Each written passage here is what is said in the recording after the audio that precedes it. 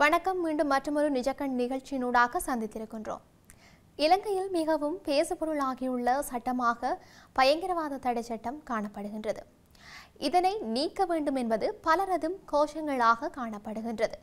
வடக்கு கிழக்கின் பல இடங்களில் இதை நீக்க வேண்டும் என்ற பல போராட்டங்களை நடத்தியும் வருகின்றார்கள். இதன் மூலம் அப்பாவி பொதுமக்கள் உட்பட பலரும் பாதிக்கப்பட்டு சிறை வாழ்க்கையை அனுபவித்துள்ளதுடன் பலர் இன்னமும் அனுபவித்தும் வருகின்றார்கள். இதனால் இச்சட்டம் கொடூரமானது என்பதை பலரும் கூறி வருவதுடன் இது தொடர்பில் சிரேஷ்ட சட்டத்தரணி ஐங்கரன் குகதாசன் விளக்கியும் இருக்கின்றார்.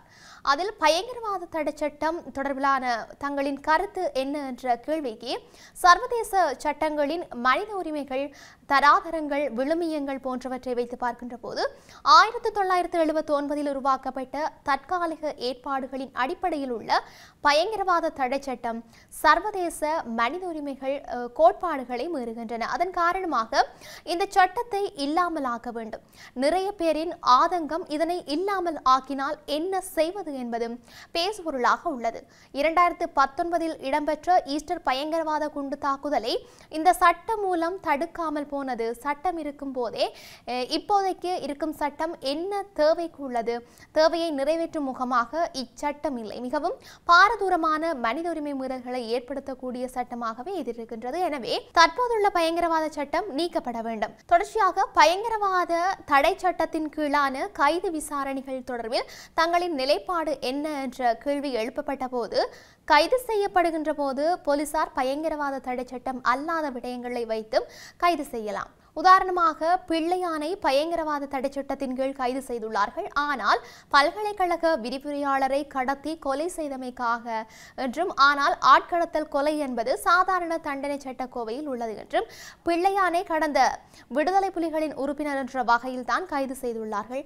அந்த அடிப்படையில் இதையும் வைத்து கைது செய்துள்ளார்கள். சாதாரண சட்டத்துக்கு வருகின்ற குற்றங்களுக்குள் வருகின்ற குற்றங்களை கூட பயங்கரவாத தடை சட்டங்களை வைத்து கைது செய்கின்றார்கள். ஏனென்றால் சட்டத்தின் பயங்கரவாத சட்டம் குறுகிய சரியான முறையில் தெளிவாக சொல்லப்படவில்லை. சட்டங்களை உருவாக்கும் போது அடிப்படை கோட்பாடு என்னவெனில் அந்த சட்டம் என்ன நோக்கத்துக்காக உருவாக்கப்பட்டதோ அந்த அடிப்படையில் அதன் சொற்கள் ஒவ்வொன்றாக வரைவிலக்கணப்படுத்தப்பட்டிருக்க வேண்டும். சந்தேகத்துக்கோ அல்லது மாற்று விதமான முறையிலோ மயக்க நிலைகளை கொண்டிருக்கின்ற நிலையில் சட்டங்கள் இருக்கக்கூடாது. இதுதான் சட்டத்தின் கோட்பாடாகும். பயங்கரவாத சொல் சரியாக கூறப்படவில்லை, முறை தவறை பயன்படுத்துவதை கண்டுள்ளேன். இதன் மூலம் கைதிகளினால் 1 வருடம் வரை பாதுகாப்பு அமைச்சுக்கு கீழ் அமைச்சு கையொப்பமிட்டு சட்டத்தின் கீழ் தடுத்து வைக்கலாம். வழக்கு முன் சந்தேகத்தின் பேரில் 3 மாதங்களுக்கு ஒரு முறை கையொப்பமிட்டு மேற்கொள்ளலாம். கைது என்பதும் தடுத்து வைப்பதும் நீதிமன்ற பொறிமுறைகளூடாக செல்ல வேண்டும். ஆனால் இந்த பொறுப்பு அமைச்சருக்கு கொடுக்கப்பட்ட காரணத்தால் நீதிமன்ற பொறிமுறையின் வெளியில் சென்று நிர்வாக பொறிமுறைகளூடாக செல்கின்றது. இவ்வாறான நிலையில கேள்விக்குட்படுத்தும் வாய்ப்பு கிடையாது. இதனால் நிர்வாகத்துறையை தடுத்து வைப்பதை உறுதிப்படுத்துகின்றது. எத்தனையோ பேர் போதுமான ஆதாரங்களின்றி பயங்கரவாத தடை சட்டத்தின் கீழ் பலர் கைது செய்யப்படுகின்றார்கள். நீண்ட காலம் தடுத்து வைக்கப்பட்டு பிறகு ஆதாரங்களின்றி பிணையில் விடுவிக்கப்படுகின்ற தன்மையும் காணப்படுகின்றது. அண்மையில் கைதான முகமது சுகைல் என்பவரின் வழக்கு விசாரணையும் இதனிடையே சொல்கின்றது. இச்சட்டத்தில் குற்ற ஒப்புதல் வாக்கு மூலம் ஏற்றுக்கொள்ளப்பட்டும் இருக்கின்றது. சாதாரணமாக கொலை செய்யப்பட்ட வழக்கில் வேறு எந்த விதமான ஆதாரங்களோ சாட்சியங்களோ இல்லாத பட்சத்தில் உரிய நபர் குற்றத்தை ஒத்துக்கொண்டு எழுத்து மூலமாக வழங்கினால் கூட போதிய ஆதாரங்களின்றி வழக்கு தொடர முடியாது. ஆனால் இங்கு குற்ற ஒப்புதல் மூலம் குற்றவாளியாக அடையாளம் காண முடியும். தடுப்பு உத்தரவாதம் மூலம் நீண்ட காலம் தடுத்து வைக்கப்பட்டால், அதாவது நீதவான் முன்னிலையில் ஆஜர்படுத்தப்பட்டு சித்திரவதையின்றி 14 நாட்கள் ஆக கூடுதலாக தடுத்து வைக்கலாம். அதற்கு மேல் செய்வதாயின் நீதவானிடம் முன்னிலையாக வேண்டும். இது எதற்காக என்றால் போலீசாருடைய தடுப்பு காவலில் இருக்கும்போது பாதுகாப்பாக சித்திரவதை இடம்பெறவில்லை என்பதை உறுதிப்படுத்துவதற்காக. ஆனால் இங்கு 3 மாதங்கள் அதிக சித்திரவதை இடம்பெறலாம். இது 1 வருடத்துக்கு நீடிக்கப்படலாம். குற்ற ஒப்புதல் மூலமான வழக்கானது குறித்த நபர் எழுதி கொடுப்பதன் மூலமும் வெறும் தாளில் கையொப்பமிட்டு போலீசார் அதனை எழுதி கொள்ளும் சந்தர்ப்பமும் காணப்படுகின்றது. எனது அனுபவத்தின் போது நான் கண்டது வாக்குமூலத்தின் இடையில் கையொப்பம் காணப்பட்டது.